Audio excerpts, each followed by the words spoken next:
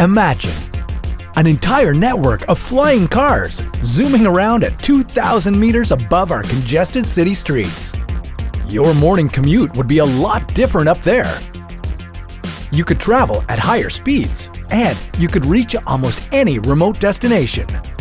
But what kind of laws would we have to put in place to control the skies? How could we enforce those laws? And how would we deal with the danger of car crashes in the sky?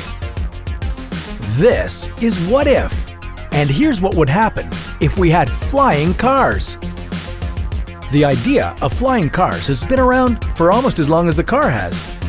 And with most people imagining that the future will include some form of flying vehicle, we seem to have accepted that flying cars will eventually become reality. But do we need them? The companies that are currently producing them would say yes, obviously because they'd be much more environmentally friendly than our current gas-guzzling automobiles. But other scientists say that we'd just be replacing one environmental catastrophe with another.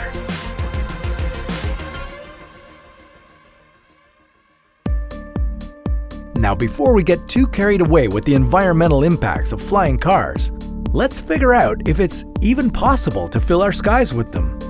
Several companies have already produced working models, so we know that it's physically possible. But making them a regular part of our society would be much more complicated. For starters, there's the question of who'd be driving them.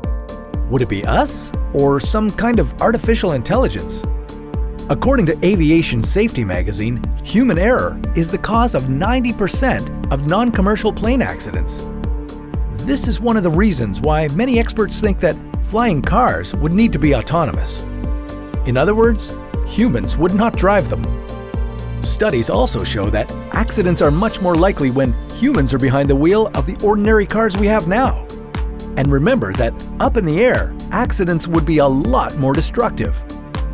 Not only would there be high-speed collisions, but there would be the collateral damage of the wrecks falling to the ground or crashing into surrounding buildings. Everyday normal car issues that we experience on the ground would also be a lot more problematic in the air. If your engine breaks down or you happen to run out of gas completely, you can still pull over to the side of the road. You just have to plummet for 2,000 meters before you crash there. Bad weather would also become a much bigger problem on your airborne journeys, as conditions like strong winds could throw your flying car off course and possibly into a tailspin. Maybe there would have to be rules in place for when a flying vehicle could and could not be used because of Mother Nature. And we'd need police up there to enforce those rules, along with other laws regarding speed and allowed elevation heights. But how would a cop pull someone over in midair?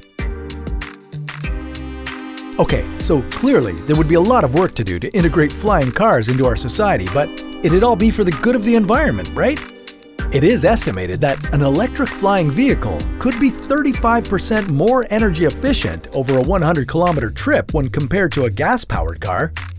But as impressive as this is, it doesn't top what an electric vehicle is currently capable of achieving. On top of that, although we'd be eliminating the problematic gasolines needed for conventional cars, mining the natural elements required for our flying cars' rechargeable batteries would be just about as bad. So maybe flying cars will never be convenient enough for the average commuter to rely on, but that doesn't mean we should stop exploring the technology. Maybe the ideas behind flying cars could lead to bigger and better advancements down the road. But that's a topic for another What If.